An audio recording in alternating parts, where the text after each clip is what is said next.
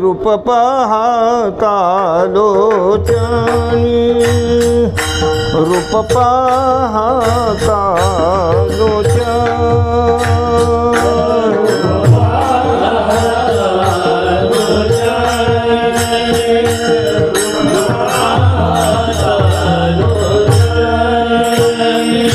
रूप पाहता लोचनी, रूप पाहता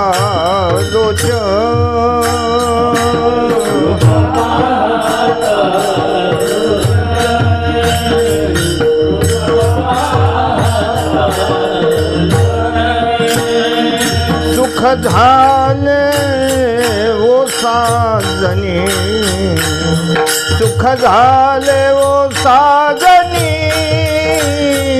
तोहा विठ्ठल बरवा, तोहा विठ्ठल बरवा.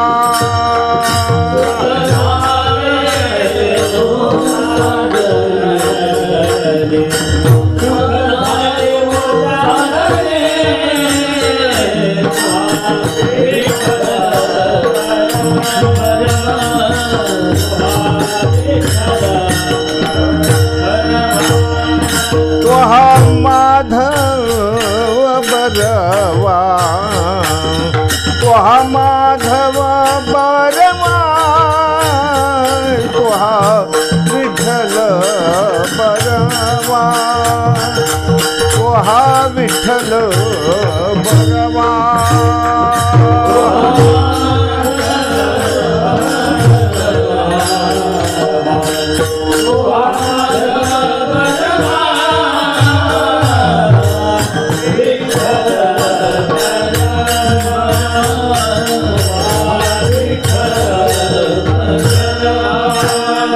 बहुता सुकृताची जोडी, बहुता सुकृताची जोडी,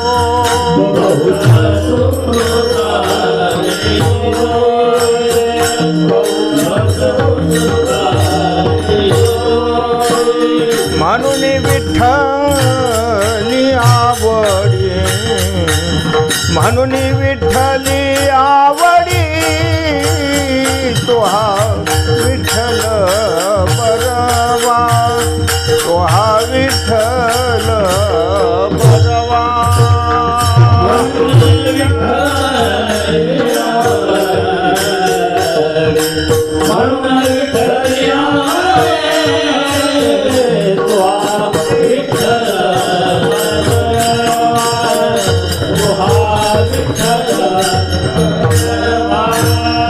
तोहा माधव बरवा, तोहा माधव बरवा, तोहा विठ्ठल बरवा, तोहा विठ्ठल बरवा.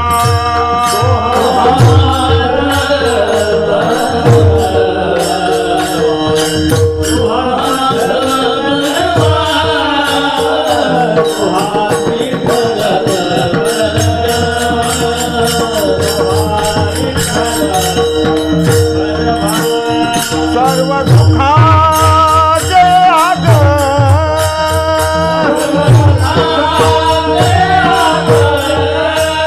सर्व सुखाचे आग,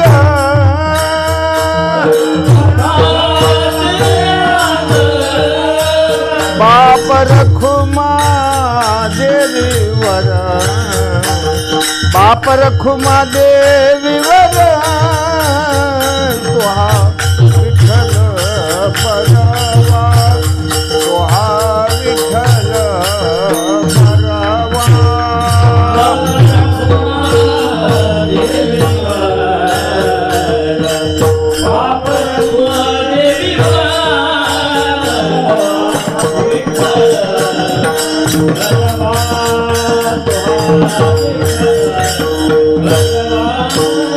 तोहा माधव बरवा तोहा माधव बरवा तोहा विठ्ठल बरवा तोहा विठ्ठल बरवा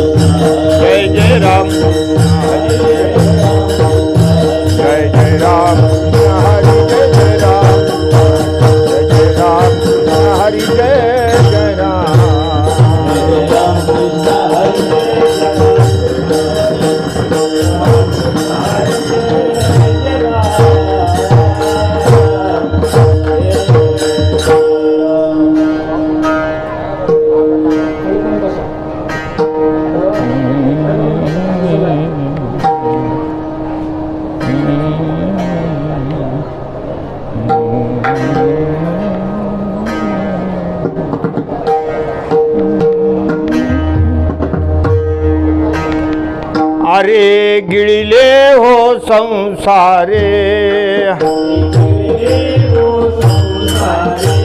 काहीतरी राखा खरे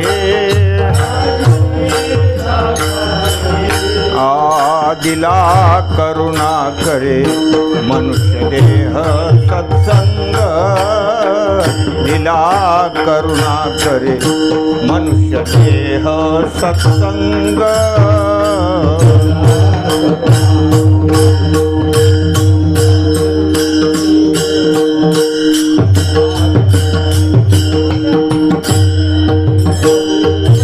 येथे नघली आड संचित सा शब्द नाड उठा उठी गोड बीज बीज वाढवी उठा उठी गोड बीज बीज वाढवी उठा उठी गोड बीज वाढवी उठा उठी गोड केले ते क्रियमान आले ते संचित म्हण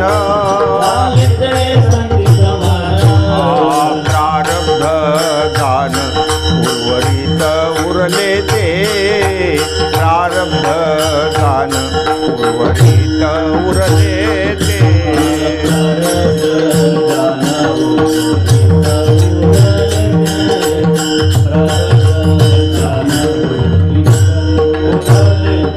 चित्त कोटे चालीवरी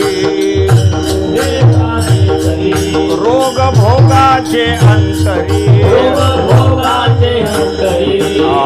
रसना अनावरी तुका म्हणे ढुंगवाहे रसना अनावरी तुका म्हणे ढुंगवाहे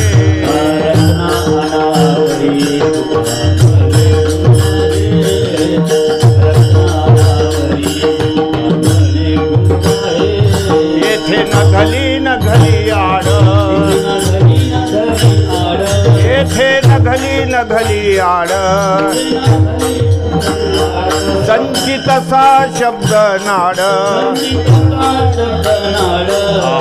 उठा उठी गोड बीज बीज वाढवी उठा उठी गोड बीज बीज वाढवी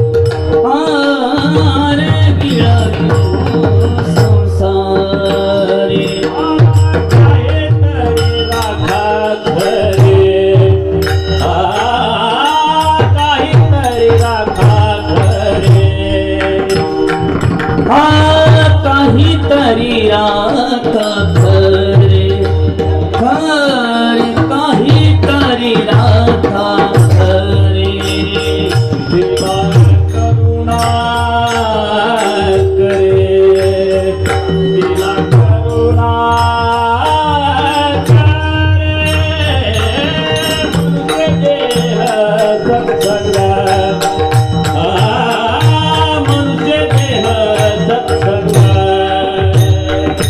दिला करुणा करे दिला करुणा करे मनुष्य देह सत्संग ओ मनुष्य देह सत्संग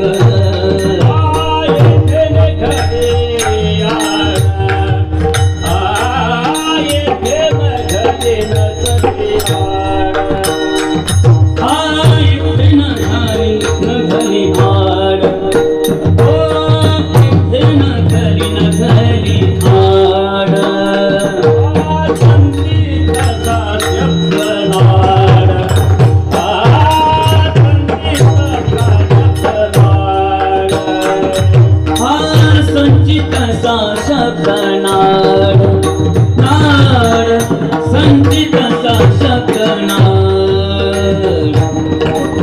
उठी गोड उठा मोठे गोड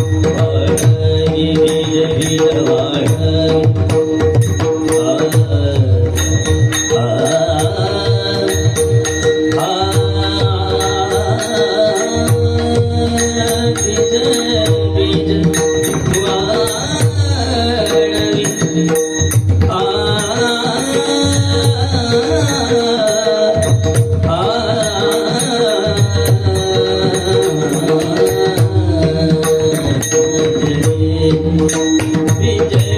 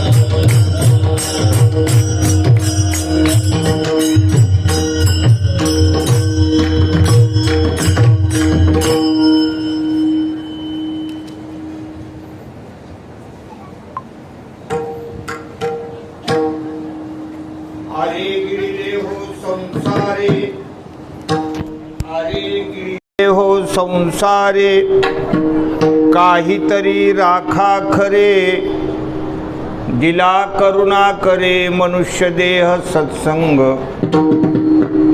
येथे न घली आड, संचित असा शब्द नाड, उठा उठी गोड बीजे बीज वाढवी, केले ते क्रियमान, झाले ते संचित म्हण, प्रारब्ध जान उर्वरित उरले ते, येथे न घली आड, संचित असा शब्द नाड, उठा उठी गोड बीजे बीज वाढवी, चित्त खोटे चालीवरी, रोग भोगाचे अंतरी, रसना अनावरी तुका म्हणे ढुंग वाहे, येथे न घली आड, संचित असा शब्द नाड, उठा उठी गोड बीजे बीज वाढवी विठ्ठल.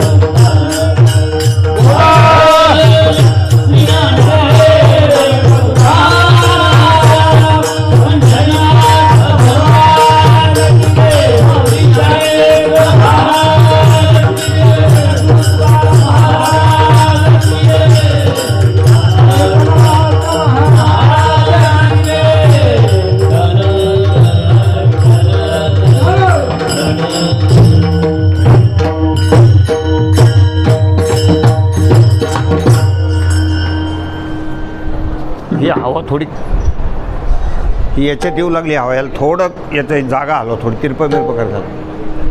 हा जो आहे ना या माईकमध्ये आवाज येतो त्याचा.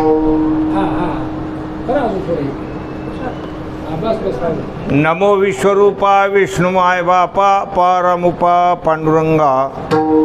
ओम नमो ज्ञानेश्वरा करुणा करा दयाळा. तुमचा अनुग्रह लाधलो पावन झालो चराचरी. शरण शरण एकनाथा पायी माथा ठेविला. नका पाहू गुण दोष झालो दास पायाचा. मंगल भावण मंगल हारी. प्रभु दशरथ आदिर बिहारी. सिया राममय सब जग जानी. करहु प्रणाम तोरी जुग पानी. पवन तनय भक्तन हितकारी. हृदय विराजत अवध बिहारी. प्रभु के चरणों में सदा पुनि पुनि करूं प्रणाम. कभी तुम्हें भूलू नहीं मेरे प्रियतम श्याम.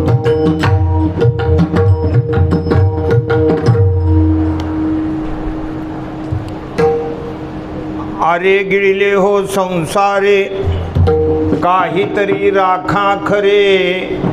दिला करुणा करे मनुष्य देह सत्संग. येथे न घली आड संचित सा शब्दनाड. उठा उठी गोड बीजे बीज वाढवी. प्रस्तुत प्रसंगी सेवेकरता निवडलेला अभंग श्रीमान जगद्गुरु जगद्वंदनीय महाराष्ट्र भूषण वैराग्यमूर्ती तुकोबाराय यांचा चौचरणी चौकड्याचा अभंग आहे आणि फक्त मोबाईलच्या पाठ्यातला आहे. बाकी भजनी लोकांच्या पाठ नाही आहे. विठ्ठल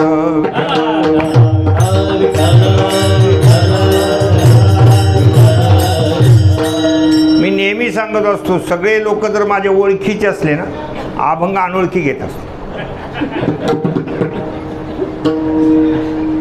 तसा हा अभंग अनोळखी आहे. भजनी लोकांना वगैरे तसं हा कंठस्थ नाही, पण या मोबाईलमुळं थोडी व्यवस्था लागली, त्याच्यामध्ये पटकन येऊन जातं. नाही तर या गाणाऱ्याने मला पुसून पुसून परेशान केलं. बरं ते मोबाईलमध्ये त्यांना पटकन दिसून जातं. हा जो अभंग आहे हे आपल्या श्रीराम भक्त हनुमानजी यांच्या दरबारामध्ये या विशाल नगरीमध्ये ही सेवा आहे. सालाबादप्रमाणे होणारा हा उत्सव आहे. या उत्सवाच्या अंतर्गत आदरणीय परमपूज्य आमचे पल्लोड महाराज यांची या ठिकाणी श्रीमद भागवत कथा आहे आणि श्रीमद शिवपुराण आहे. बर भगवान महादेवाची कथा बघा तुम्ही. याचा अर्थ मी पत्रिका पण बरोबर वाचत नाही. लोक पत्रिका आणूनच देत नाही, ते मोबाईलवर पाठवतात. तर इथे भगवान महादेवाची कथा आहे. आमचे सांगणारे आमचे मित्र आहेत ते पल्लोड महाराज, म्हणजे आमचं एकदम मित्राचं नातं आहे. आणि त्या अंतर्गत होणारं हे ज्ञानेश्वरी पारायण आणि आजचा हा दीपोत्सव. दीपोत्सवामुळं माझाही चांगला योग आला हे सगळं बघण्याचं. किती याला मेहनत घेतली सर्वांनी, किती सुशोभित केलेलं आहे. दीपोत्सवाचा प्रसंग खूप सुंदर अशा प्रकारचा आहे. आवाज येत नाही का सर्वांना? येतो ना? पाणी येऊन गेलं ना? आता काही टेन्शन नाही ना? बरं बरं. विठ्ठल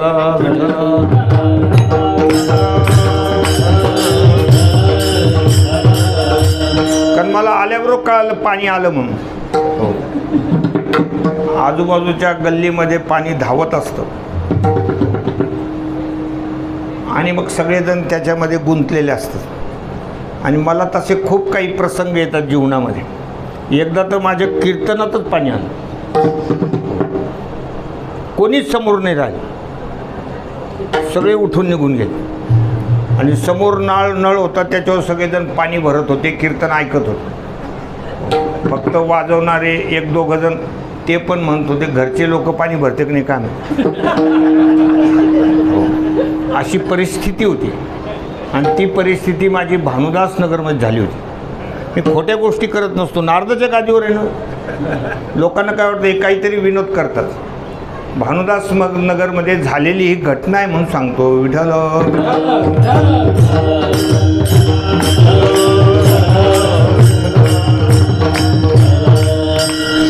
आजचा हा जो सेवेकरता घेतलेला अभंग आहे, या अभंगामध्ये जगद्गुरु तुकोबाराय प्रत्येक प्राणीमात्रांच्या कल्याणाविषयी अत्यंत तळमळ करत आहेत. संतांचं हृदय आहे. संतांना असं वाटतं की या ठिकाणी तुमचा आमचा उद्धार व्हावा, आपलं कल्याण व्हावं, आपल्याला भगवंताचा साक्षात्कार व्हावा. त्यांनी त्यांच्या तपश्चर्येनं जे जीवनामध्ये मिळवलेलं आहे, त्यांनी जो ब्रह्मानंद मिळवलेला आहे, तो ब्रह्मानंद प्रत्येकाला मिळावा.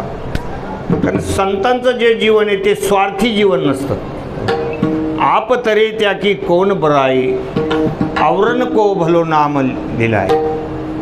आपण स्वतःचा उद्धार झाला म्हणजे त्याच्यात त्यांना आनंद नसतो.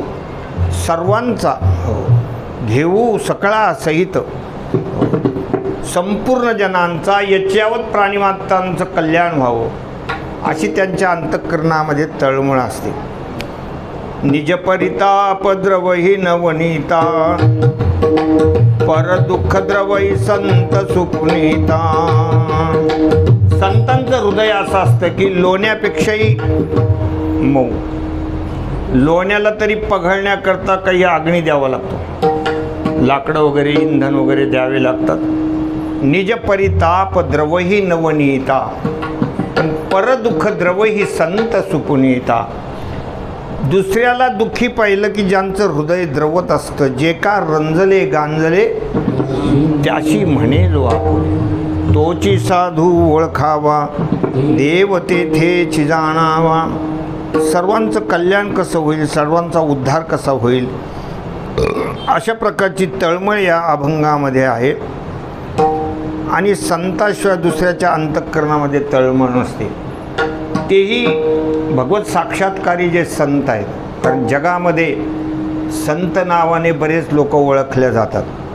संताच्या जे वेश घातलेले आहेत त्यांना सुद्धा लोक संत म्हणतात. विठ्ठल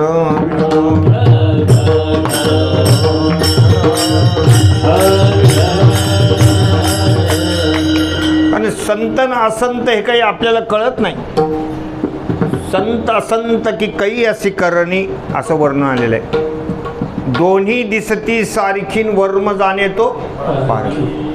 संत न असंत सारखे दिसतात, पण आपल्याला कसं लक्षात येणार की हे संत आहे हे असंत आहेत म्हणून. ते कळण्याकरता आपल्याला तसे काय असायला पाहिजे, अंतःकरणाची शुद्धी असली पाहिजे. ज्याच्या अंतःकरणाची शुद्धी आहे त्याला खरा संत कळत असतो. नाहीतर मग जास्त लोक जिथं जातात तिथं लोक पळत असतात. त्या मेंढरासारखं कार्यक्रम असतो. एखाद्या मेंढरानं जर खड्ड्यात उडी मारली की बाकीच्या मेंढराला सांगायची गरजच नाही, ते दनादन उड्या टाकून देतात. असं आहे. म्हणून खरे संत कळण्याकरता आपल्या अंतःकरणाची शुद्धी व्हावी लागते. आणि अंतःकरणाची शुद्धी होण्याकरता नामस्मरण करावं लागतं. खूप प्रेमानं नामस्मरण करावं लागतं. आपल्या जीवनामधला जो अमूल्य वेळ आहे, तो जो वेळ आहे तो वेळ आपण भगवत चिंतनामध्ये घातला पाहिजे. जेवढं घडेल तेवढं भगवंताचं नामस्मरण.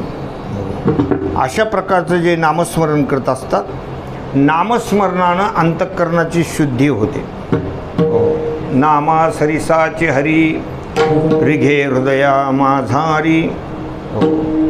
तेने धाके अंतरी, हो लागे पुरी हृदय शुद्धी.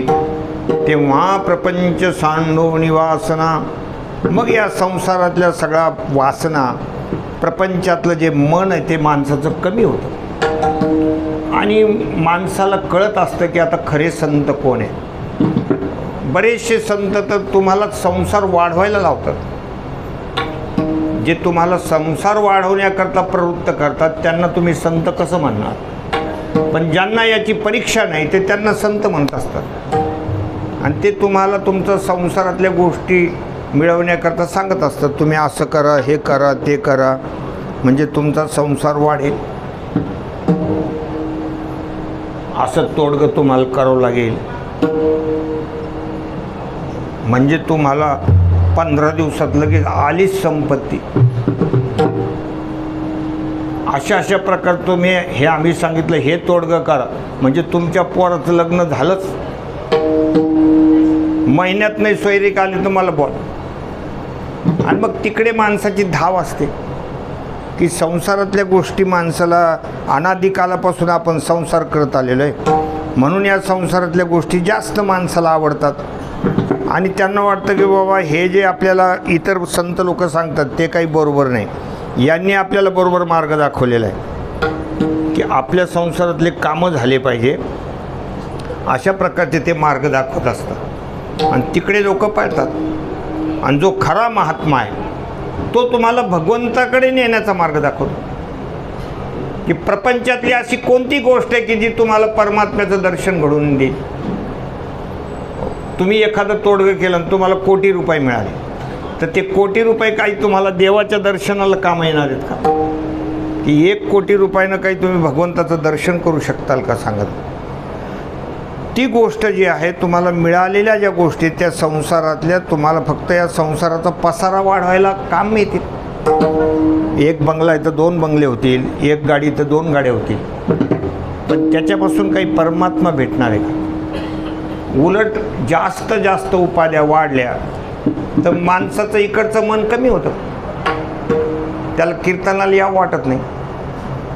मी एका श्रीमंत माणसाला म्हणलो होतो की कीर्तनाला या ना, तो म्हणला मला मरायला फुरसत नाही. म्हणजे जास्त उपाध्या वाढलेल्या आहेत.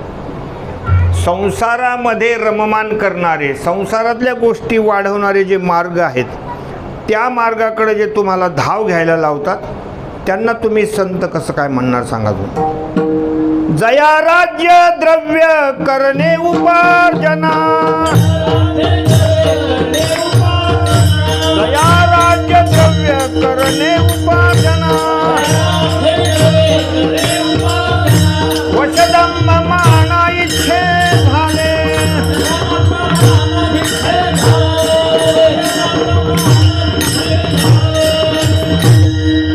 तुकोबाराय सांगतात मी असल्याला संत म्हणणार नाही. करीशी ते देवा करी माझे सुखे, परिमी त्यासी मुखे न म्हणे संत.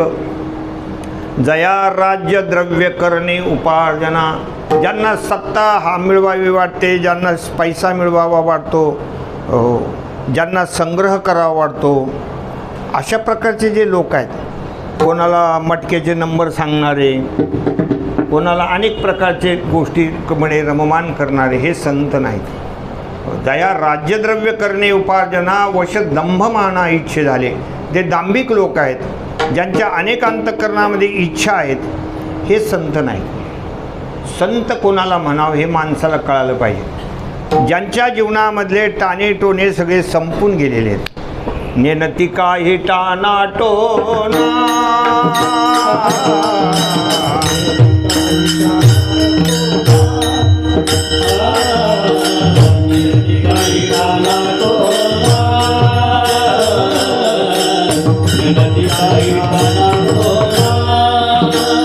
नामस्मरणा वाचोनी, नामस्मरणा वाचोनी, नेनती काही टाना टोना,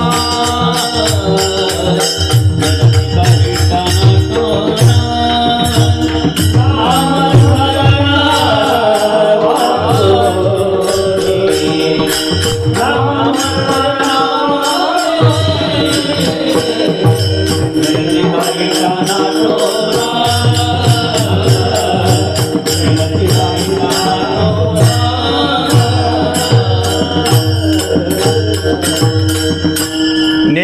काही टाना टोना नामस्मरणा वाचुनी तेची संत विरुक्ती करून सांगतात की तेच संत आहेत जे कुठल्याही प्रकारचा टानाटोना करत नाही, दुसऱ्याला सांगत नाही, त्याला संत म्हणावं. मग हल्ली काय झालं आहे महाराज, खरं माणसाला ऐकायलाच मिळत नाही. मग खरा कोणता मार्ग आहे, माणसं भरकुटू लागले. आणि मग असं काही दिसलं की लोक तिकडे पळतात. आमच्या गावामध्ये एक धोबी समाजाचा मनुष्य होता. तो प्रत्येक शुक्रवारी एक टोपलंभर राग घ्यायचा आणि काळे दोरे ठेवायचं जवळ. हे गर्दी त्याच्याकडे खूप गर्दी राहायची. आता संसारात ते दुखणे हो, कोणाचं काय चालूच राहतं. कोणाचं लग्न जमत नाही तर कोणाच्या विहिरीला पाणी लागत नाही तर कोणाचं पाय दुखू राहिला तर कोणाचं डोकं उठलं आहे, काय अनेक गोष्टी. हे नंबर लागायचे त्यांच्याकडे. त्या धोबी समाज त्याला शिकलेला नव्हता. तो काही नाही, फक्त सगळ्या काळ्या दोऱ्याला राख लावायचा आणि असा हात करायचा आणि एक गाठ बांधायचा, असा हात करायचा आणि एक गाठ बांधायचा. असे 7-8 गाठी टाकले की त्याच्या गाळ्यात दोरा टाकून द्यायचा, पळा. लोक पैसे द्यायचे. त्याला एक दिवस आमच्या वडिलांनी विचारलं की बाबा तुला काय मंत्र येतात? तो म्हणला बाबा तुम्हाला माहिती आहे मी येडा राताळे आहे, मला काही येत नाही. म्हणले काही येत नाही, मग लोक इतके कसं काय? म्हणले लोक चिवतेत. असं तर म्हणलं जे आहे ते तुम्हाला सरळ सांगतो. म्हणले मग तू असं काय करत असतो? असं काय करतो? म्हणले मी असं करत असतो, मेलं तर मेलं, जगलं तर जगलं. असं म्हणून मी दोरा टाकून देतो. एखाद्याला गुण येतो, ते 10-5 लोकांना घेऊन येतो. म्हणजे त्याच्या नशिबानं गुण येतो, त्याच्या नशिबानं. एकी बेकी न्याय म्हणतात त्याला. एखाद्याला वाटतं की तो त्याला जोडून टाकतो, नाही यांच्यामुळे झालं. हो, संसार हा ज्याच्या त्याच्या नशिबाचा खेळ आहे. ते असं कशानं होत नसतं. तुम्हाला वाटतं का असं पिरॅमिड कुठं खुपशीलं म्हणजे पैसे मिळतात? खोट्या गोष्टी आहेत ते सगळ्या. विठ्ठल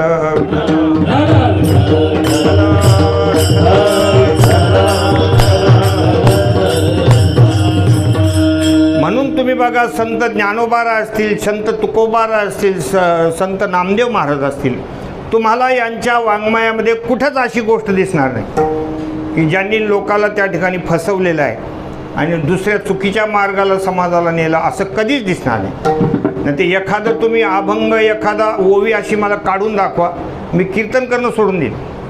झालं आपलं हे. एकही ओवीमध्ये असं लिहिलेलं नाही तुम्ही अमुक टाणाटोना करा का अमुक करा तमुक करा. ही गोष्ट लोकांना कळत नाही. संतांची जी तळमळ आहे ती तुम्हाला भगवत दर्शन व्हावं, तुमचं कल्याण व्हावं, अशा प्रकारचा हा सगळा भाग आहे. म्हणून या अभंगामध्ये जगद्गुरु तुकोबाराय खूप तळमळीनं लिहितात की बाबांनो तुम्हाला हे शरीर प्राप्त झालेलं आहे आणि या शरीराच्या मागे काळ लागलेला आहे. जन्म झाल्यापासून या शरीराला काळ खात राहतो. घडी घडी काळ वाटायची पाय, अजूनही किती आहे अवकाश.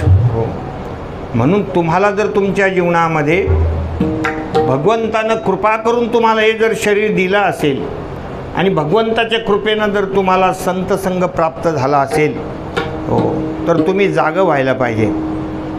परमात्म्याची ही जी कृपा आहे ती अभंगाच्या पहिल्या कडव्यामध्ये. हरे गिळले हो संसारे, हरे गिळले हो संसारे,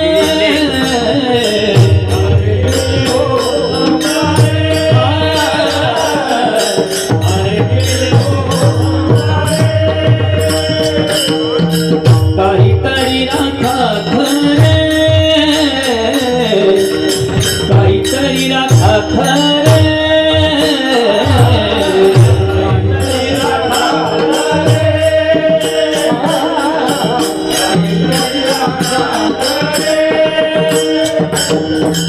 दिला करुणा करे, करुणा करे, दिला करुणा करे, दिला करुणा करे, दिला करुणा करे. मनुष्य देहा सत्संग, मनुष्य देहा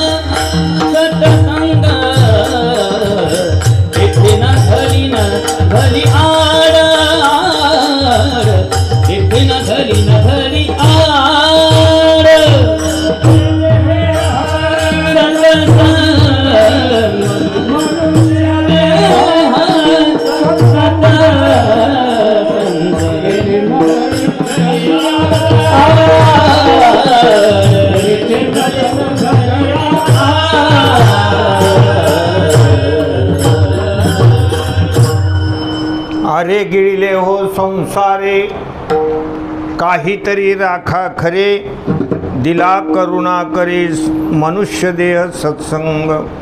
अभंग सेवेकरता घेतलेला जो अभंग आहे त्याचं हे पहिलं कडवे आहे. आणि या आरे शब्दामध्ये खूप तळमळ आहे. आरे रे म्हणजे जे लोक त्या ठिकाणी हे प्राप्त झालेलं जे आयुष्य आहे त्या आयुष्याचं मातेरं करू लागलेलं आहे. त्यांना योग्य अशा प्रकारची दिशाच मिळायला तयार नाही. तुकोबाराय त्यांना जागं करतायत की अरे गिळले हो संसारे. अरे बाबांनो, या संसारानं तुम्हाला गिळलेलं आहे. इथे संसार या शब्दाचा अर्थ काळ काळ असा होतो. कुठे कुठे संसार या शब्दाचा अर्थ जन्म मरण होतो. आणि आपण पती पत्नी वगैरे सगळं राहतो, हा एक संसार वेगळाच आहे. लोक म्हणतात ना आम्ही संसारी माणसं आहेत, तो संसार वेगळा. जन्म मरणाला सुद्धा संसार म्हणतात. आणि याच्यात जो संसार शब्द आलेला आहे त्याचा अर्थ आहे काळ. किंवा तुम्हाला या ठिकाणी या संसारानं या काळाला गिळलेलं आहे. अरे गिळले हो संसारे. काय गिळलं या काळानं? काय गिळलं सांगा, तुम्ही सांगा. तुमचं काय गिळलं काळाने? तुमचं बालपण काय केलं? गिळून टाकलं काळा. आहे की नाही? लक्षात येतं ना? बाळपण गिळून टाकलं. आणि तुमचं काय गिळलं? तरुणपणा पण गिळून टाकलं. आणि आता जे काही आपल्याकडं वृद्धापकाळ आलेलं आहे त्याला सुद्धा गिळायला तो टपलेला आहे. हो, तो टपलेला आहे. गरजूर सापे गिळजतो आहे उभा. त्या ठिकाणी तो असा काळ असा आ वासू नये. त्याने असा मोठा आ केलेला आहे. काळे खादला हा अवघा आकार. काळानं कोणालाच सोडलेलं नाही. आणि हे सगळं तुम्हाला जन्मल्यापासून तो गिळत गिळत चाललेला आहे. आणि आपण खूपच बिनधास्त वागू लागलो. आपल्याला काही त्या गोष्टीची कदरच नाही की आपलं काय काय गिळून टाकलेलं आहे म्हणून. कधीही आपलं तरुण बाळपण निघून गेलं ते आपल्याला कळत नाही. काळानं खाऊन टाकलं. कधी तरुणपणा गेला. आत्ता तर लग्न झालं होतं माणसं म्हणतात. म्हातारपणामध्ये सुद्धा माणसाला होतं आत्ताच झालं. ते अल्बम पाहताना त्याला वाटतं आत्ताच झालं. पण त्याच्यात जे अल्बममध्ये जे लग्नाच्या वेळेचे जे फोटो राहतात ते पाहण्यामध्ये आणि आता सध्याचं जे झालेलं शरीर आहे त्याच्यामध्ये जमीन आसमानचा काय होतो फरक. बरेचसे आजूबाजूचे पाहणारे सुद्धा विचारतात ह्यो कोणाचा फोटो. तो बारीक तोंड करून म्हणतो महाचे. म्हणजे त्यावेळेसचं जे काही तरुणोरूपसंपन्न ते काळानं खाऊन टाकलं. असा हा काळ आहे. म्हणून साधू संतांची तळमळ आहे की अरे गिळले हो संसारे काहीतरी राखा खरे. अरे थोडं तरी खऱ्याचा विचार करा ना. तुमचं सगळं खोट्याच्याच मागे तुम्ही पळताय. संसार खोटा का खरा? बोल.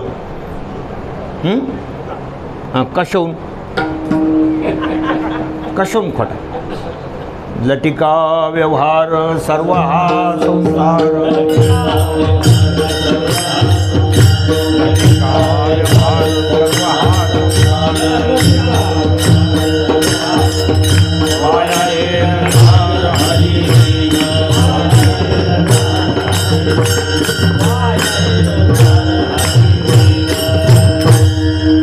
ज्ञानोबाराय सांगतात हे खोट आहे. खोटं याचा अर्थ ते टिकणारं नाही आहे, ते चालणारं नाही जास्त दिवस, अशाश्वत आहे. मग मला सांगा खोट्याच्या माणसानं त्याग करायला पाहिजे का त्याला पकडून ठेवायला पाहिजे? खरं आहे भगवंताचं नाम. मेल्यावर सुद्धा म्हणतात राम नाम. जे सत्य आहे ते माणसानं पकडायला पाहिजे. तर आपण खोट्याला धरून चाललेलो आहे. आपण संसाराला काही सोडित नाही. ते काही आपण त्यालाच आपल्याला खरं वाटतं म्हणून आपण पकडून ठेवलेलं आहे. तुम्हाला माकडाला कसं धरतात हे माहिती आहे का? माकडाला धरण्याची एक पद्धती आहे. एक छोट्या तोंडाची घागर असते बघा, छोट्या तोंडाची. आणि त्या घागरेमध्ये ताजे फुटाणे ठेवतात. माकडाला फुटाणे खूप आवडतात. जसं आपल्याला संसार आवडतो ना, तसं माकडाला काय आवडतं? फुटाणे आवडतात. ताजे सुगंध येतो त्या ताज्या फुटाण्यामध्ये. आणि मग ते घागरीमध्ये ताजे फुटाणे ठेवायचे आणि ती घागर दोऱ्यानं अशी जाम बांधायची. म्हणजे त्याचं तोंड बांधायचं, इकडं खिळे मारायचे, तिकडे मोठे मोठे खिळे मारायचे, असं फिट करून टाकायचे. घागर जागेवर हल्लीच नाही पाहिजे. आणि मग ज्या झाडावर माकडं राहते तिथं ती जवळ ती करायची ती घागर फिट. मग त्या फुटाण्याच्या सुगंधानं माकड उतरतं आणि मग माकड त्या याच्यामध्ये घागरीमध्ये फुटाण्याकरता हात घालतो आणि जेवढे बसतील तेवढे पूर्ण फुटाणे हातामध्ये घेतो. त्यावेळेला त्याची मूठ जाड होऊन जाते, मूठ मोठी. घागरीचं तोंड कसं राहतं? बारीक. आणि मग तो माकड काय करतो? असं झटके देतो. मला सांगा, माकडाला त्या घागरीतून बाहेर निघता येतं का नाही? कधी निघता येईल? फुटाने सोडलं तर. मी त्या माकडाचं बोल राहिलो बरं का, कोणी मानव नका घेऊ. फुटाने सोडले तर माकड मोकळं आहे, पण माकड काही फुटाने सोडित नाही. तसं ते आपण या खोट्या नाट्या संसाराला सोडत नाही. आपण सगळे डोळ्याने बघतोय की आजा मेला, पंजा मेला, बाप मसना नेला. अरे ज्या शेतीला, ज्या बंगल्याला आमचे आजोबा माझं म्हणत होते, त्याच बंगल्याला आमचे वडील माझं म्हणत होते, त्याच बंगल्याला वडील गेल्यानंतर आम्ही माझं म्हणायला लागलो. कितीतरी निघून गेले. पण ह्या नेमकं आहे कोणाचं? कोणाचे घर हा देह कोणाचा, आत्माराम त्याचा तोची जाणे. मी तो हा विचार विवेके शोधावा, गोविंदा माधवा याच देही. अशा प्रकारची ही स्थिती आहे. म्हणून तुकोबाराय सांगतात, बाबांनो, या संसाराने हे सगळं गिळून टाकलेलं आहे. काहीतरी राखा खरे, काहीतरी तुम्ही थोडा सत्याचा विचार करा आणि सत्य गोष्टीकडे वळण्याचा प्रयत्न करा. त्याचं कारण आहे, दिला करुणा करे मनुष्य देह सत्संग. भगवंतांनी मोठ्या करुणेनं, मोठ्या कृपेनं तुम्हाला हे शरीर दिलेलं आहे आणि सत्संग दिला. आपण मोठे भाग्यवान आहोत की संत तुकोबाराय, संत ज्ञानोबाराय, नाथ महाराजांनंतर आपण जन्माला आलो.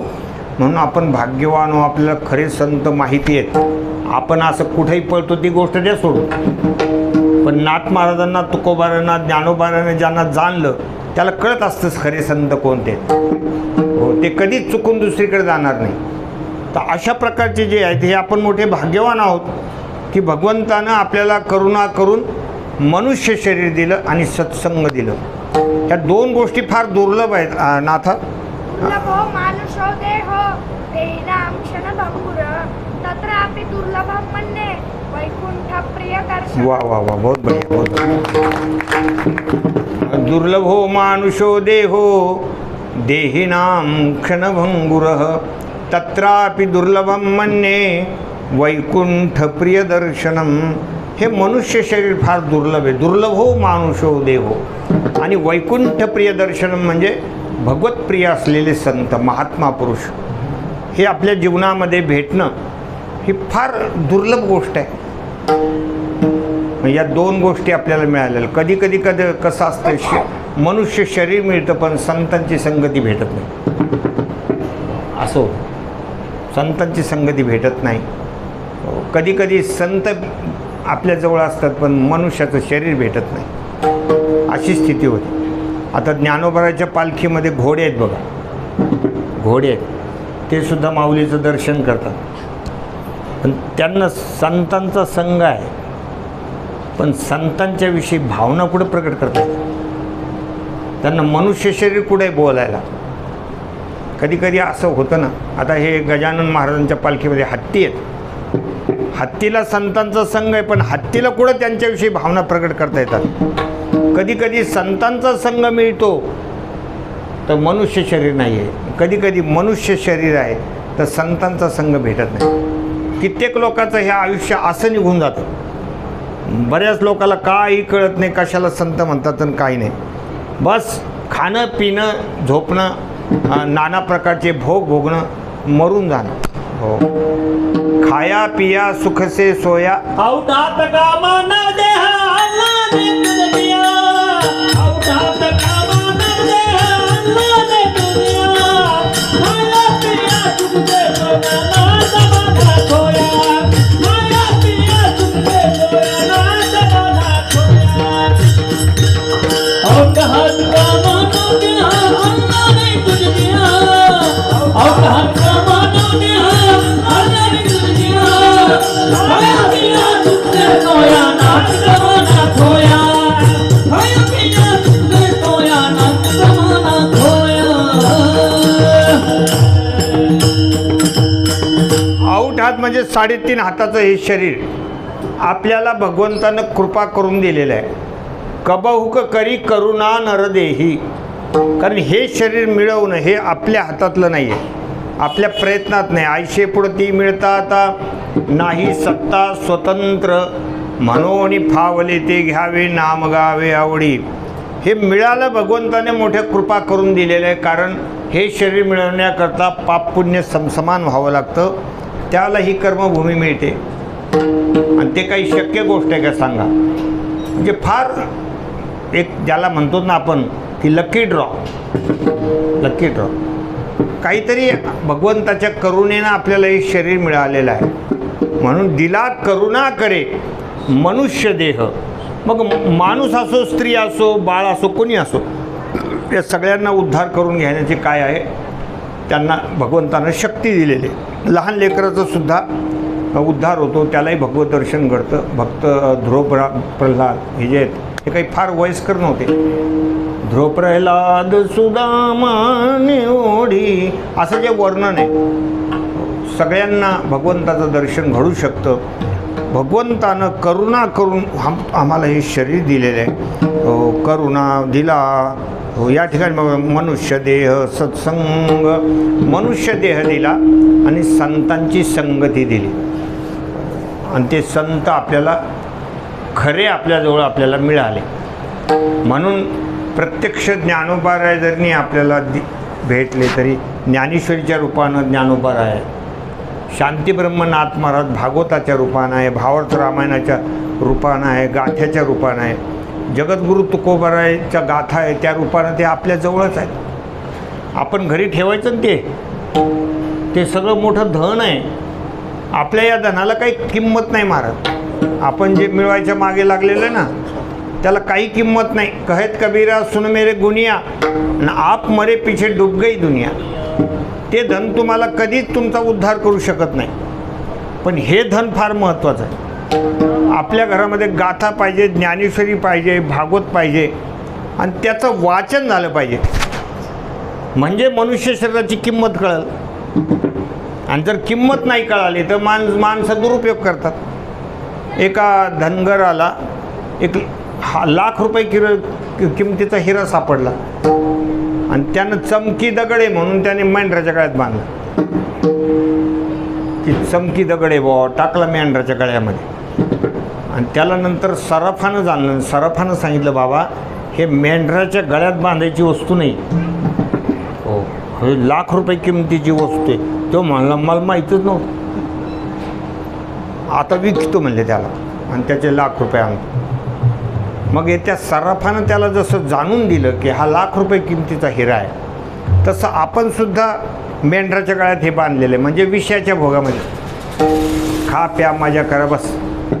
पण संत तुम्हाला ही गोष्ट सांगतायत की असं त्याला त्या आयुष्याला घालू नका, त्या आयुष्याचं मातेरं करू नका आणि ते तुम्हाला योग्य दिशा दाखवतात. असा हा आपल्याला संत संघ दिलेला आहे. ह्या दोन्ही गोष्टी फार दुर्लभ आहे. मनुष्य शरीर मिळणं दुर्लभ आहे, संतांची संगती फार दुर्लभ आहे. त्याच्यासाठी खूप पुण्य असावं लागतं. बहु अवघड असे संत भेटी, बहु अवघड असे संत भेटी.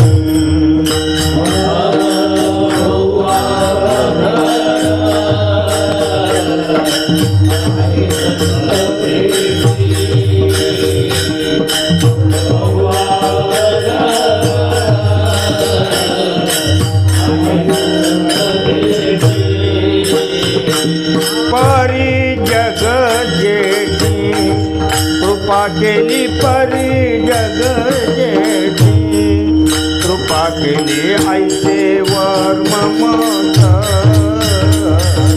भावी नारायणा ऐसे वर ममत, भावी नारायणा.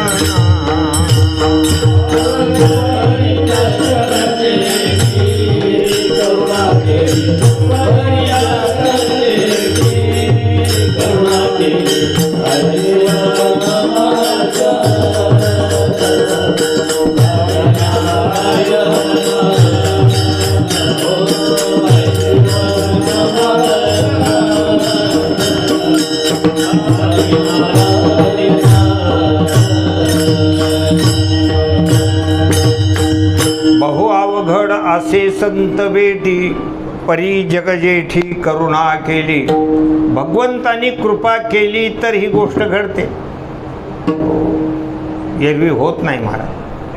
अबमोही भा भरोस हनुमंता, बिनु हरी कृपा मिलही नाही संता.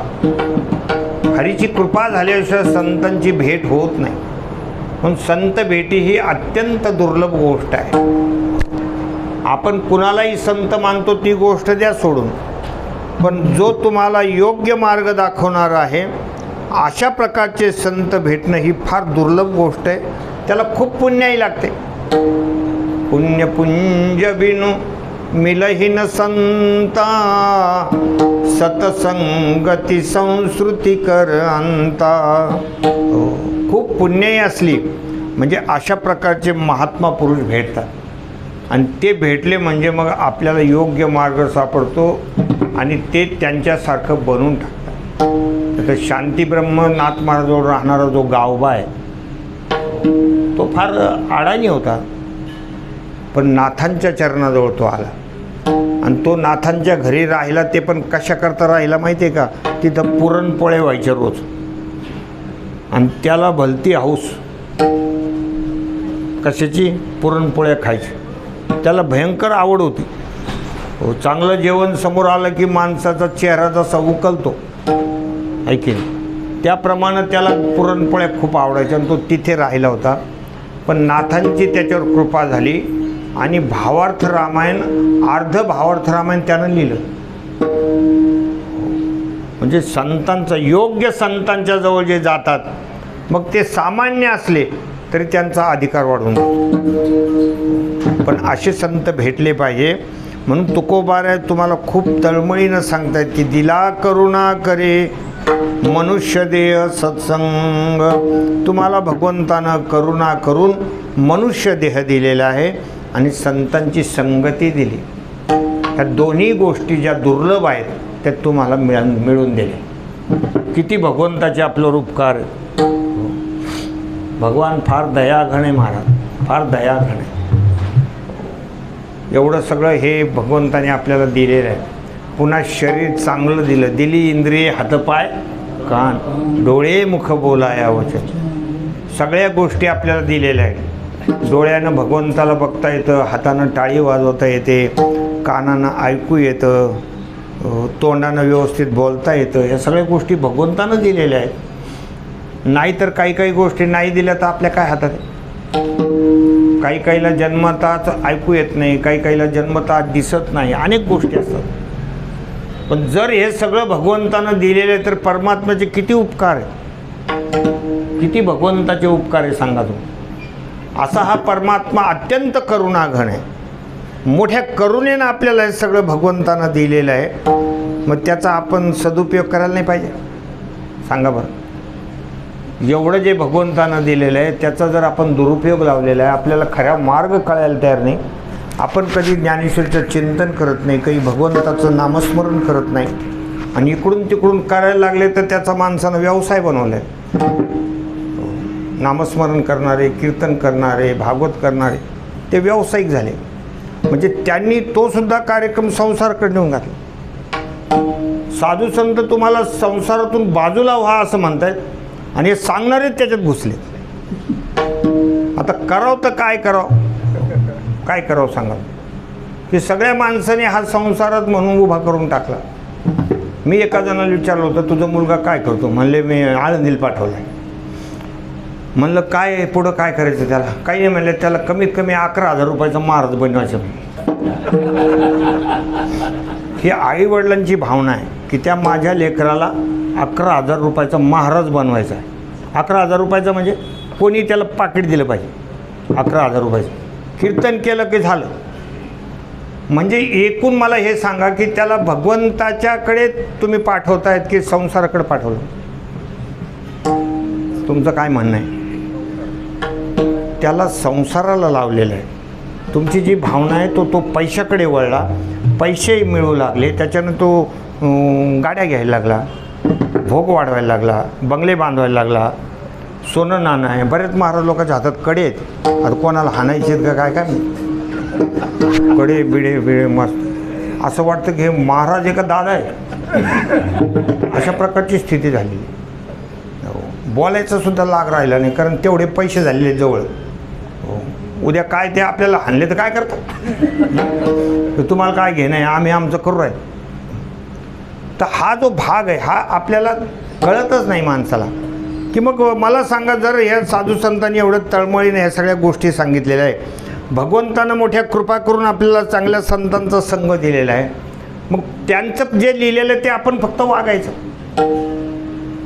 त्यांनी प्रत्येकाला एक ठिकाणी असे एक मी क्लिप वगैरे ऐकली होती आत्ता 4-5 दिवसाअगोदर मोबाईलमध्ये क्लिप ऐकली की त्यांनी असं सांगितलं की कोणी कीर्तनकार व्हावं, कोणी प्रवचनकार व्हावं, कोणी गायनाचार्य व्हावं, पण त्यांनी आपल्या चरितार्थासाठी त्यांनी व्यवसाय करायचा, शेती करायची, नोकरी करायची आणि एवढं जमलं तर भिक्षा मागायची, पण या माध्यमातून काहीच घ्यायचं नाही. असं त्या क्लिपमध्ये, ती फार महत्त्वाची क्लिप वाटली मला. एक विद्वान माणसाने सांगितलं, असं जोपर्यंत होत नाही तोपर्यंत त्याला भगवत दर्शनाची लाईन मिळालीच नाही. ते दुसरेच वायर जोडल्या गेलेले आहेत, ते धोक्याचे वायर आहेत, शॉक मारणारे वायर आहेत. तर हे जे लाईन आहे ही फार महत्त्वाची लाईन आहे की तुम्हाला जर भगवत दर्शन घ्यायचं, कारण परत हे मिळणार नाही म्हणून तळमळे.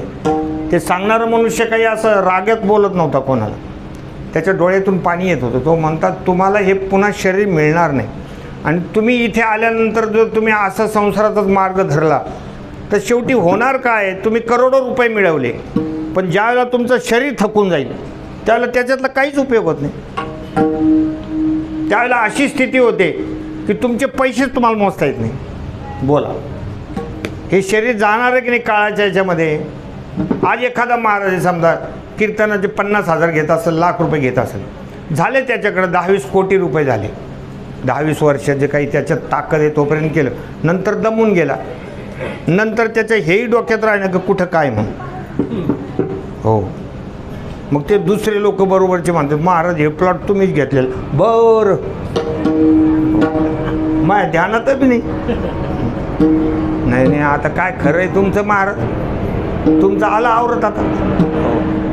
आणि मग त्यावेळेला ज्या आयुष्यभर केलेल्या ज्या गोष्टी आहेत, तेवेळी केला के गिवसावा शिनवा फुला, हात व पाच मेळावा, हात व पाच मेळावा, शेखी अनुसरेल पंचत्वा, तेवेळी केला के गिवसावा शिनवा फुला. त्यावेळेला आपण केलेलं हे सगळं माणसाला भ्रमित करत असतं की आपण चुकीच्या लाईनीने हे सगळं जीवन जगलेलं आहे, आणि आता केलेल्याचा ह्या सगळ्या मिळवल्याचा कवडी मात्र फायदा राहिला नाही. आता याच्यावर दुसरेच टपलेले आहेत, आणि जे टपलेले ते म्हणत असतात महाराज तब्येतील सांभाळा. आता तुमचं काही खरं दिसत नाही आणि तुम्ही काही काळजी करू नका, तुमची समाधी आम्ही बांधू आणि दरवर्षी कीर्तन करीत जाऊ. हे सगळं मिळवलेलं म्हणजे हे तर सगळं मी एकट्यानंच उभं केलेलं, पण आता काय उपयोग आहे? आता ते सगळं उभं केलेलं तुम्हाला सोडावं लागेल. म्हणून त्याला योग्य मार्ग हे फार महत्त्वाचं, आणि योग्य वेळी कळायला पाहिजे. योग्य वेळी कळायला पाहिजे. एकदमच सगळ्या गोष्टी थकल्यानंतर काढण्यात काय अर्थ आहे? म्हणून इथं सांगितलं आहे, मोठ्या करुणेनं भगवंतानं तुम्हाला मनुष्य शरीर दिलेलं आहे, आणि योग्य तुकोबारासारखे संत, ज्ञानोबारासारखे संत तुमच्या सानिध्यामध्ये आलेले आहेत. तर मग तुम्ही आता ह्या प्रयत्नानं सगळ्या गोष्टी करा. इकडे तुम्ही संसार जो सहसा नशिबावर असतो, प्रारब्धावर असतो, त्याला प्रारब्धावर ठेवा आणि प्रयत्नानं परमार्थ करा. ही गोष्ट महाराजांनी दुसऱ्या कडव्यामध्ये सांगितलेली आहे. येथे नघली आड येथे नघली आड येथे नघली आड येथे नघली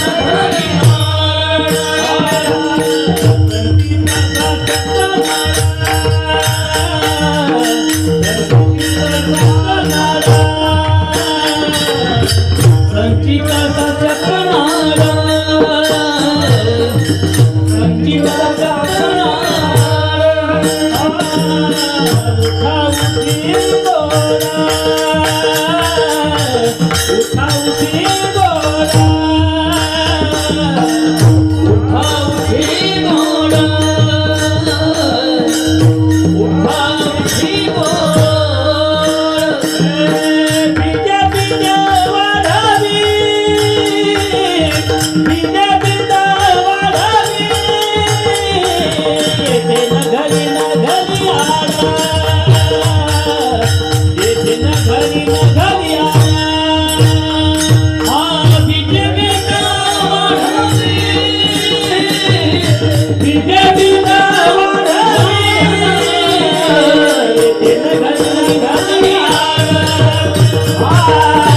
बिजा वाढावी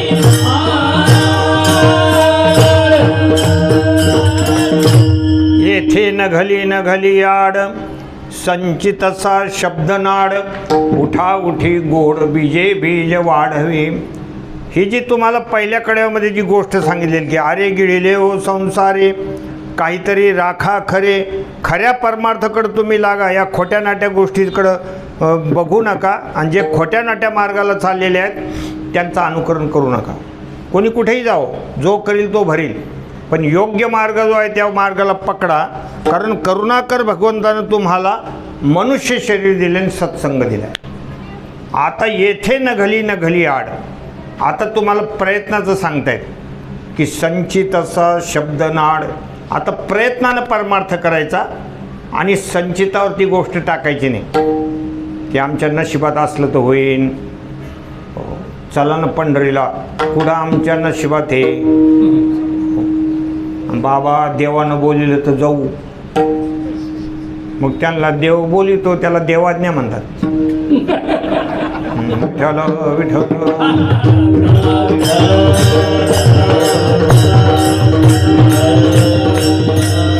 संसार लोक प्रयत्न न करतात आणि प्रारब्धावर परमार्थ ठेवतात. सायास करीशी प्रपंच दिन त्याच्याकरता खटपट चालू आहे आणि परमार्थाकरता म्हणतात घडलं तर करू. काहो ज्ञानेश्वरी पारायणाला बसा ना, कुठं एवढं आमचं नशीब आहे, आमच्या नशिबात नाही ना. बरेचसे लोक आम्हाला म्हणतात महाराज तुमचं वेगळं आहे, तुमच्याकडून होतं बा पण आमच्याकडून कुठं होतं. मग आम्ही वेगळं म्हणजे काय, आमचे काही वेगळं काही आहे का? वेगळं काही नाही, पण लोकांना भयंकर ह्या गोष्टीचं संसाराच्या बाबतीमध्ये मात्र नाही. संसाराच्या बाबतीमध्ये तसं नाही. आपण त्यांना म्हणलो कीर्तनाला चला, नाही नाही आता अजून सप्ताह जायचं आहे, जाऊ एखाद दिवशी, जाऊ एखाद दिवशी. असे माणसं आहेत, या इकडे येत नाही. पण त्याला जर सांगितलं की त्या कीर्तनकार आज असे येणार आहेत की ते कीर्तन झाल्या प्रत्येकाला 1000 रुपये देणार आहेत. पाय बो तो जमलं ते नाही तर राहिलं, असं आहे का? तुला नक्की माहीत म्हणून नक्की माहिती येतं. मग आल्यावर जर काही भेटलं नाही तर त्याला हाणायला कमी नाही करायचं नाही. तर हे जे माणसाला ह्या गोष्टी आवडत नाही, याच्यात असलं नशिबात तर करू, पण ही गोष्ट प्रयत्नानं करा. तुकोबारा सांगतात येथे नघली आड संचित असा शब्द नाड. संचितात असलं तर होईल असा शब्द म्हणजे हा नाडणारा शब्द आहे, संचित असा शब्द नाड. मग काय करायचं? उठा उठी गोड बीजे बीज वाढेल. उठा उत्तिष्ठत जागृत, उठा म्हणजे तुम्ही आता त्या हे करू नका, जागृत व्हा आणि गोड बीजे बीज वाढवे. कमीत कमी असे कर्म करा त्या नरदेहे रूपी बीजानं पुन्हा कुठंतरी आपल्याला चांगलं मनुष्य शरीर मिळेल परमार्थ करायला. एवढं तर करा, एवढं तरी कमीत कमी करा. की भगवंताला पुन्हा दया येईल, यानं इथं आल्यावर चांगलं केलं व्हायला, याला एखाद्या घराण्यामध्ये आणखी जन्म देऊ आणि त्याच्याकडून परमार्थ करून घेऊ. आमचा हा नातू आहे इथे. तर आम्ही त्याचे एकनाथी भागवताचे 1367 श्लोक कंठस्थ आहेत, गीता कंठस्थ आहे 700 श्लोकाची, जवळजवळ 2500 श्लोक पाठ आहेत, 1200 ओव्या पाठ आहेत ज्ञानेश्वरीच्या. हे सगळं झालं तर आम्ही आमच्या गुरु महाराजाकडे नेलं त्याला. गुरु महाराजाकडे नेलं तर आदरणीय प्रातस्मरणीय मुकुंद काका त्यांना दर्शन केलं. मग त्यांनी त्याच्या अंगावरून हात फिरवल्यानंतर ते म्हणले हे बहुतेक भक्तराज महाराज आले असतील, म्हणजे आमचे वडील हे भक्तराज महाराज आले असतील म्हणजे असं मला वाटतं. तर मग मनुष्यानं कमीत कमी असं तरी करायला की पुन्हा एखाद्या चांगल्या घराण्यात जन्म मिळाला पाहिजे, आपल्याकडून परमार्थ घडला पाहिजे. हे असं तरी करा ना. या तरी गोष्टी बीजे वाढावी. नाहीतर तुम्ही जे नामस्मरण करताय त्या नामस्मरणाने इतराकडून करून घ्या. हे तुम्ही बीज वाढवत राहा, स्वतः करा, दुसऱ्याकडून करून घ्या. हे करत राहा. आपण हरिपाठ करायचं, दुसऱ्याला सांगायचं बाबा हरिपाठ पाठ कर, म्हणत जा, असं करून घ्यायचं. का काल्याचं कीर्तन झालं का सुटले सगळे? बरेच लोक म्हणतात झालो रे बाबा मोकळा, लय 7 दिवस ताण होता. हो लय ताण. बऱ्याचशा काही महिला तर असं म्हणतात 7 दिवस लय आरडाओरडा करायचे. अशा लगेच कानठळ्या बसल्या होत्या. आज बाया कसं बरं वाटते, म्हणजे काल्याच्या दिवशी. हो अशा काहींच्या डोक्यात उठतं त्याच्यानं. पण हे ज्या गोष्टी आहेत ह्या फार महत्त्वाच्या गोष्टी आहेत. ह्या संचितावर टाकू नका, प्रयत्नानं करा आणि लवकर करा. लवकर का? कारण आयुष्य कमी आहे. आयुष्याचं काही मेजमा देहिनाम क्षणभंगुर. कारण मिळालेलं हे शरीर हे कधी पडेल याचा नियम नाही. हो चालता बोलता उठता बसता झोपताना कधी मनुष्य जाऊ शकतो. हो असं कोणी घमेंट करायचे नाही की माझ्यातली ताकद आहे. हो अजून तर मी 20 वर्ष डगत नाही, असे लोक मनाने बोलत राहतात. हो मला काय बोक उठला तुला, एखाद वेळेला उद्या तो ही बातमी येऊ शकते. हे तुला माहिती नाही, हे देहिनाम क्षणभंगूर आहे. कधी कोणाचा अध्याय आवरून जातो. अचानकच त्याच्या कानावर बातमी येते, बापो गेला रे.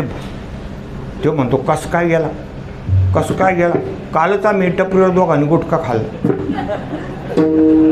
कसं काय गेला? मग तो एकजण विनोदी म्हणतो काही नाही, फक्त जीव जायचं निमित्त झालं.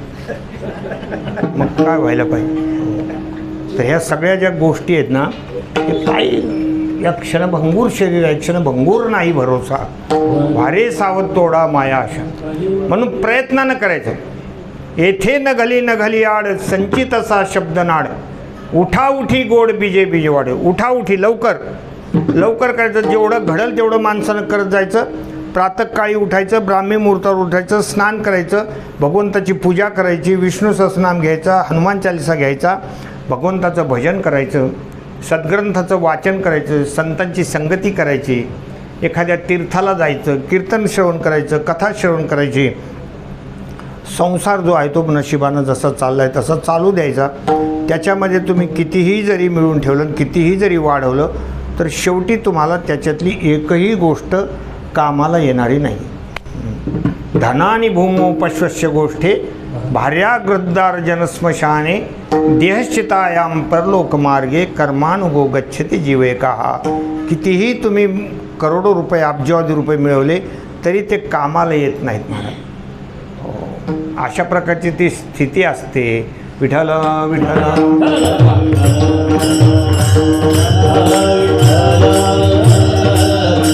एक निळोबाराच्या गवळींचं एक कडवं म्हणतो, मागे म्हणा तुम्ही सगळं. येणे जाणे येथे आली, या ठिकाणी जे म्हणतात येथे राहण्याची नाही कल्पकोटी. हो म्हणून आली आहे सावळ्याची भेटी. हो ही गवळण आहे ती. हो येणे एकले हो जाणे ही शेवटी.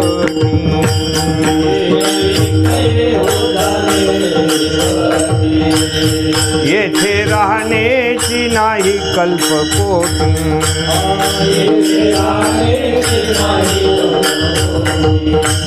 जोडिले धन नचले लक्ष कोटी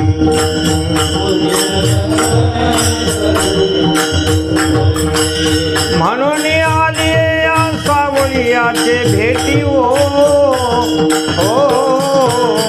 आता घालावो याच्या पायावर आता घालावो याच्या पायावर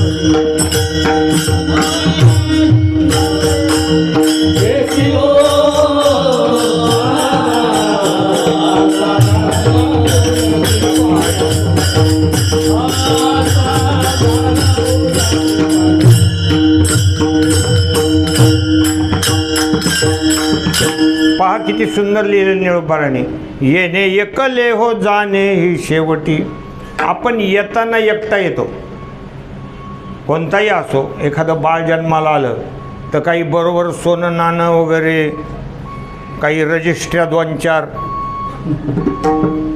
काही प्लॉटच्या रजिस्ट्र्या असं काही घेऊन येत नाही, एकटा येतो. आणि जाताना सुद्धा एकट्याला जावं लागतं का काही त्याच्या संग कोणी जातं नाही. आमची लई दोस्ती होती, मला बी थोडे लाकडं वाढून घ्या, मला बी त्याच्याबरोबर बसायचं. आम्ही एका ताटात जेवत होतो, मग आता एकाच लाकडात मारायचा विचार आहे आमचा. असं कधी घडलं का? येणे एकले हो जाणे ही शेवटी, पण येथे राहण्याची नाही कल्पकोटी. इथं काही फार कोट्यावधी वर्ष आयुष्य नाही आपलं. 5-50 वर्ष लई झालं, एखादं तर 100पर्यंत जातं, पण त्या 100पर्यंत तर लई हाल होतात. उठता येत नाही, बसता येत नाही, दिसत नाही, हे असं पाहावं लागतं. कोण गाजा का? नाही मी भुजंग आहे. भुजंग यशनाथरावचं पोरगं नाही, काशीनाथचं आहे.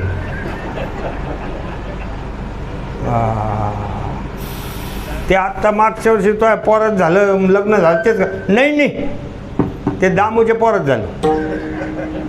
हे अशी कंडिशन नंतरची. ते काय खरं आहे का ते आयुष्य? येथे राहण्याची नाही कल्पकोटी, जोडीले धन नचले लक्ष कोटी. तुम्ही लाखो रुपये मिळवा, कोट्यावधी रुपये मिळवा, काहीच बरोबर येत नाही. अशी स्थिती आहे. म्हणून या ठिकाणी प्रयत्नानं परमार्थ करा. जेवढा वेळ तुम्हाला भगवत चिंतनामध्ये देता येईल तेवढा द्या, असं तुकोबारा या ठिकाणी तुम्हाला खूप गोड याच्या तळमळीनं सांगताय. आणि मग हे जे संचिताचा याच्यात भाग आलेला आहे, तर ते संचित प्रारब्ध क्रियमान कशाला म्हणतात ते माणसाला कळण्याकरता ते तिसरं कडवं आहे. केले ते क्रियमान, केले ते क्रियमान, केले ते क्रियमान, केले ते क्रियमान, झाले ते संचित मना, झाले ते संचित मना,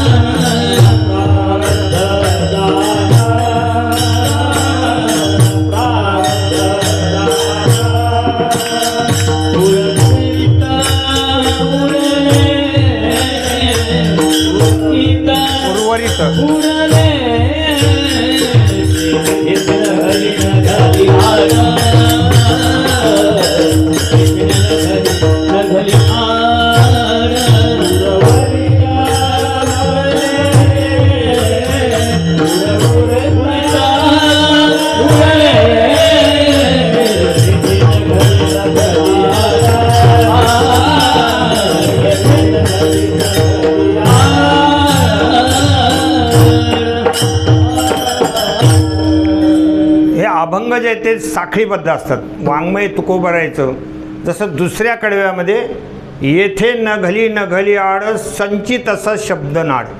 संचितात असलं तर आम्ही परमार्थ करू, हा शब्द वापरायचाच नाही, तो चुकीचा शब्द आहे. प्रयत्नानं करायचा. मग संचित शब्द आल्यामुळे तुम्हाला संचित काय आहे, प्रारब्ध कशाला म्हणतात, तर क्रियमान कशाला म्हणतात, कारण ह्या तिन्ही गोष्टी कळण्याकरता हे तिसरं कडवं आहे की केले ते क्रियमान. जे तुम्ही आता सध्या करत आहात याला क्रियमान कर्म म्हणतात. सध्या आपण जे करत असतो, प्रत्येकाच्या वर्णाश्रम धर्मानुसार वेगवेगळे कर्म असतात. सकाळी उठल्यापासून आपल्यातून घडत राहतात, ते क्रियमान कर्म आहे.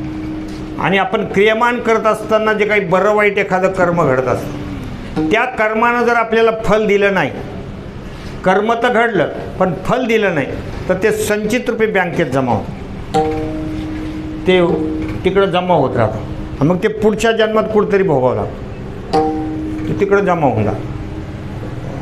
आणि मग त्याच्यातलं आपल्याला भोगायला येतं. प्रारब्ध जाण उर्वरित उरले ते. बरेचसे लोक म्हणतात आम्ही एवढं देवदेव करतो आणि आमच्या मागं कम तापला, असे काही लोक म्हणत असतात. आमच्याच वाट्याला असं कम आलं. त्याचं कारण हे तुझं आत्ताचं क्रियमान कर्माचं फल नाही आहे, ते काहीतरी तुझं संचितातला खेळ आहे. तो संचितातला खेळ आहे. जसं भीष्माचार्यांना बाणाच्या शय्येवर झोपावं लागलं, त्यांनी कधीतरी मागे त्या सरड्याला काटा टोचला होता. असे काही अनेक हे आहेत. तर ते सगळे मागचे असतात. संचितामध्ये काही गोष्टी घडलेल्या असतात, त्या माणसाला भोगाव्या लागतात.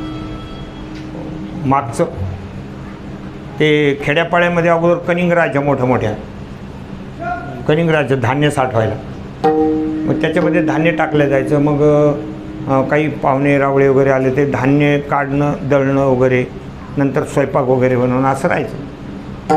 तर त्या कनिंगीमध्ये काय होतं, चांगले बासमती भात टाकायला सांगितलं होतं. त्याच्या 2-4 गोण्या सोडल्या त्या कनिंगमध्ये. नंतर जावई आले तर म्हणे बासमती भात काढा. मालकीनबाईनं सांगितलं नोकराला, की गड्याला सांगितलं बाबा बासमती भात काढते तू. त्यानं ते बोळा काढला, खाली असा बोळा होता. बोळा वाढला तर उडीद निघाले.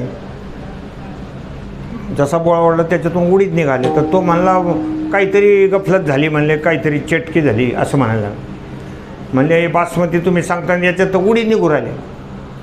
मग ती चौकशी केली. त्यावेळेला एका जणाने सांगितलं मी अगोदर त्याच्यात 2-4 पोते उडीद टाकलं होतं. उडीद संपत नाही तोपर्यंत बासमतीचा नंबर लागत नाही.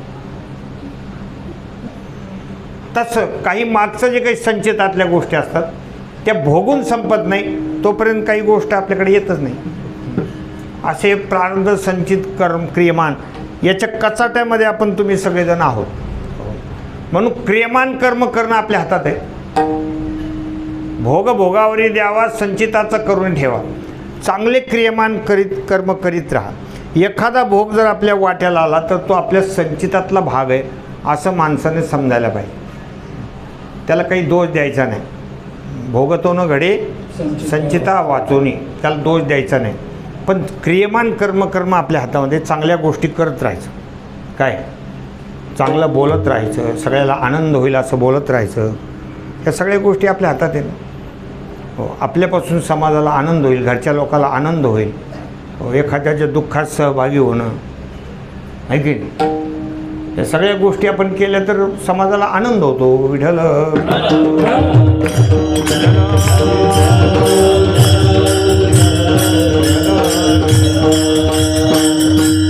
जे क्रियमान कर्म असं करायचं की जनमित्र होई सकळांचा, असं क्रियमान कर्म करायचं.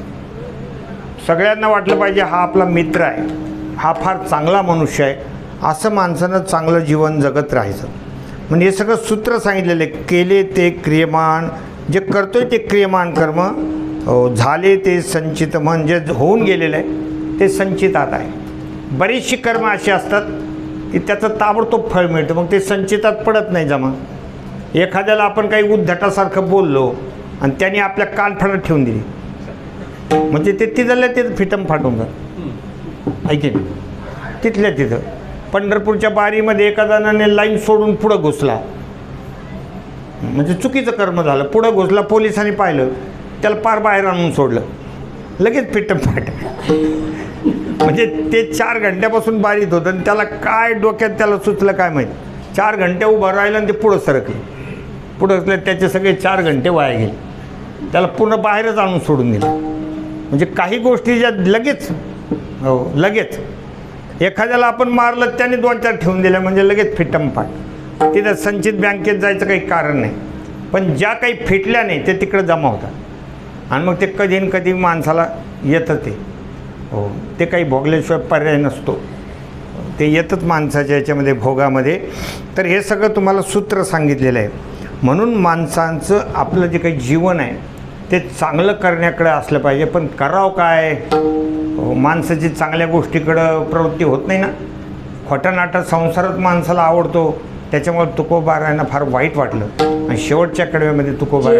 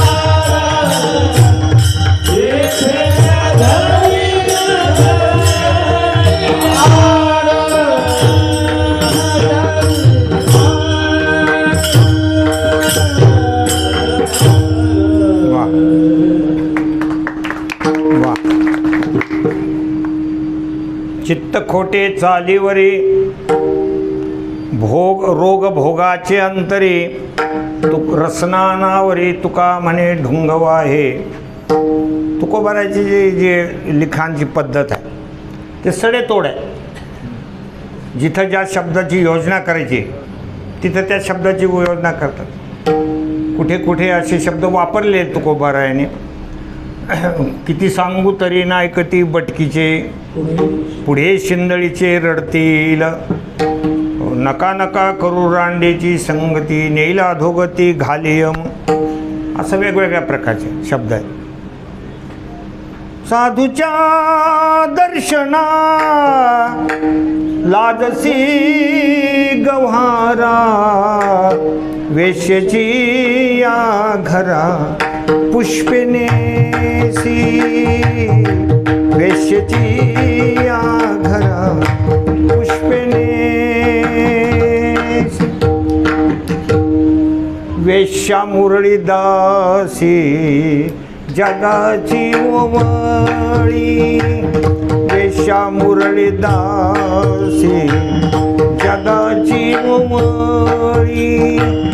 ती तुझ सोवळी झाली कैसी. साधूच्या दर्शना लाजसी गव्हारा वेश्येची या घरा पुष्पिनेसी. वेश्येची या घरा पुष्पिने. असे असे काही अभंग आहे. तुका म्हणे आता लाज धरी बुच्च्या, टाचराच्या कुच्च्या मार्या वेगी. खूप कडक शब्दामध्ये तुकोबारांनी समाचार घेतलेला आहे. तसं या अभंगाच्या शेवटी शेवटी एक शब्द वापरलेला आहे की चित्त खोटे चालीवरी रोग भोगाचे अंतरी. माणसाचं चित्त एक खोट्या चालीवर जास्त आहे. त्याला खरं आवडत नाही, खरं आवडत नाही. खोटी चाल म्हणजे विषय भोगाची चाल. संसारातल्या गोष्टी जेवढ्या माणसाला आवडतात तेवढा देव आवडतो का? सांगा बरं. एखाद्याने जर 1000 रुपयाचा जोडा घेतला आणि मंदिरात दर्शनाला गेला तर त्याचं अर्ध ध्यान त्याच्यातच राहतं. बाहेर जरी थिएटर त्यांनी काढले तरी अन्यथा शरण नास्ति त्वमेव शरणं मम तस्मात् कारुण्य भावेन रक्ष रक्ष परमेश्वर. म्हणजे अर्ध ध्यान त्याच्यात. हो. आपले शेंबडे मेंबडे काट्टे जेवढे आवडतात तेवढी ज्ञानेश्वरी तरी आवडते की माणसात? हां, तेवढं तरी आवडतं का? उलट ते जवळ आले तर ज्ञानेश्वरी झाकून देईल. बाप्पा मालय मिठ्ठू आहे. हो, अरे तू ज्ञानेश्वरी वाचू राहिला आणि काय मिठ्ठू आहे. हो, आणि ते तुला सगळं तोंडाची घाण तुला चोपडून राहिले. हो, ते जास्त गोष्टी आवडतात. त्या गोष्टी माणसाला आवडतात. मी नेहमी सांगत असतो ते आजोबा त्या नातूला जेव घालत होते. 2-3 वर्षाचंच होतं. आणि जेव घालताना ते दूध भाकर चुरून खाऊ घालत होते आणि त्या लेकराला घाम यायला लागला. तर ते आजोबा म्हणले, अरे पोरा सगळी मेहनत मी करू राहिलो, चुरून देणं खाऊ घालणं, तुला कसं काय घाम येऊ राहिलं? म्हणले गिळतं कोण, तुमचा बाप का? ते पोरगं म्हणले. तरी त्याला कौतुक. तो म्हणलो लयच हुशार, आपलं पिंटू लयच हुशार. लगेच बायकोला बोलिलो, म्हणले इकडे पाहिलं काय म्हणून राहिलं, पाहिलं का? आणि ती म्हणली ते तुमच्यावरच गेलेले.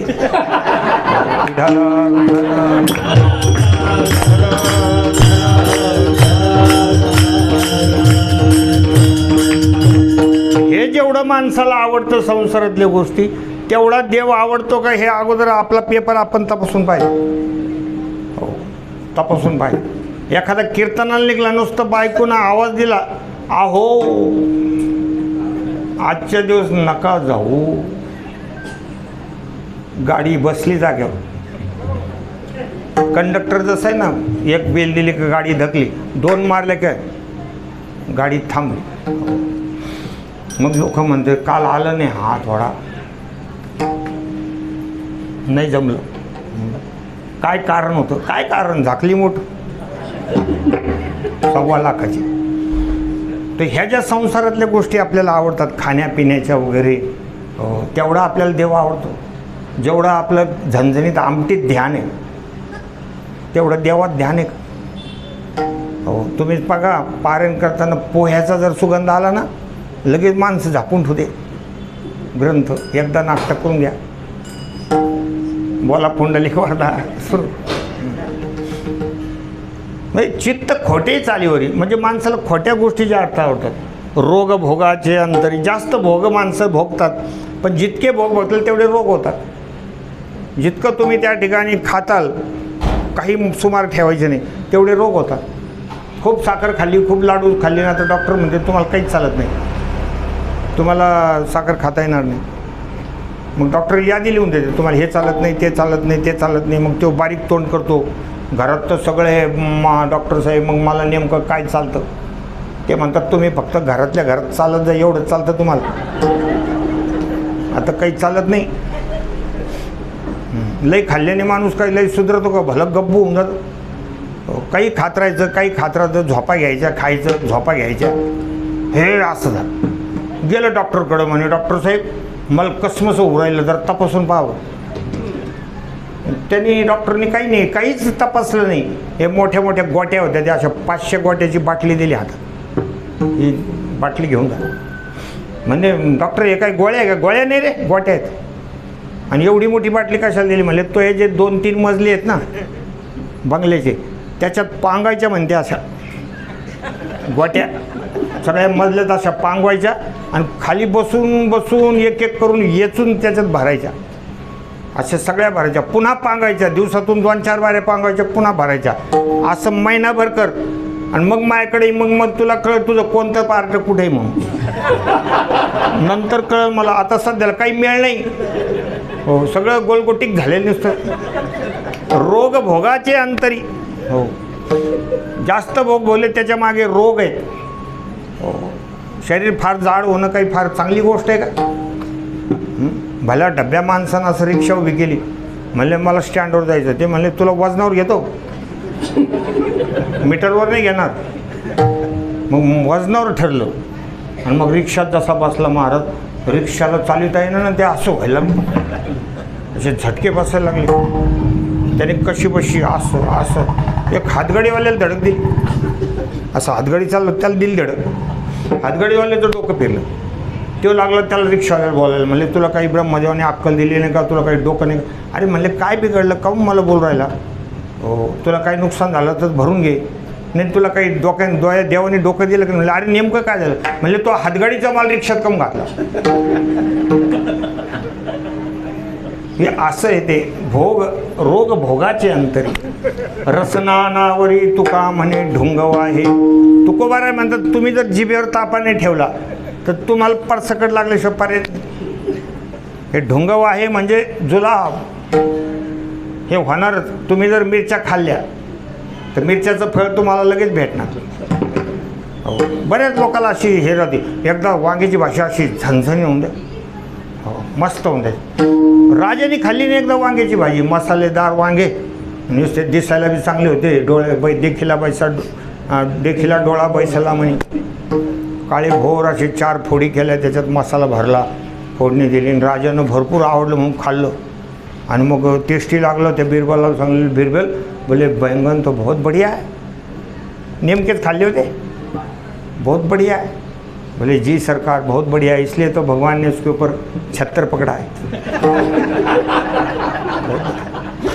आणि जेव्हा महाराज 2-4 घंट्यांनी गडबड सुरू झाली, रसनानावरी तुका म्हणे ढुंगवा आहे.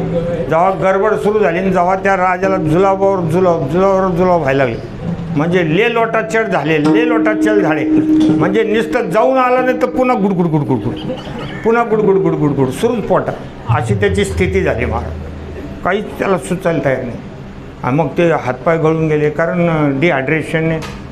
देखो भाई, स्मार्टफोन यूज करने से कोई स्मार्ट नहीं होता, फास्ट फूड खाने से कोई फास्ट नहीं होता, मगर लूज मोशन होने से लूज हो जाता.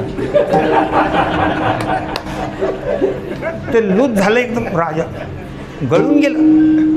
आणि मग ते बिरबलाला म्हणले, बिरबल बोले बैंगन बहुत बुरी चीज़, बहुत बुरी चीज़. बोले जी सरकार बहुत बुरी है, इसलिए तो इसके अंदर कांटे बोले. हो, कांटा डाला है बोले भगवान ने उसके अंदर. बोले पहले तो ऐसे बोल रहे थे बैंगन बहुत बढ़िया है, उसके ऊपर 76 है, अभी तो बोल रहे बुरा है. बोले राजेश साहब मैं कोई बैंगन का थोड़ी नौकर हूँ, आपका हूँ, जो आपको अच्छा लगता है वैसे हम बोलते. बोले विठाल विठाल.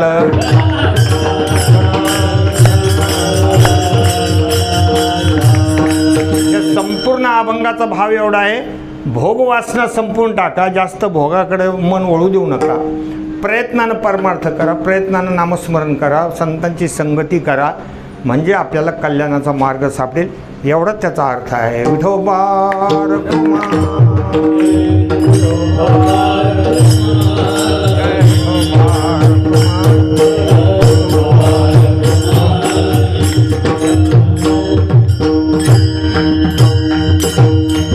ज्ञानेश्वर माऊली,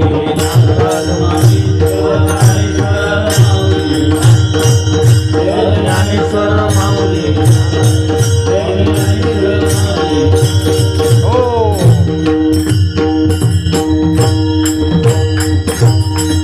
विठ्ठल जय जय.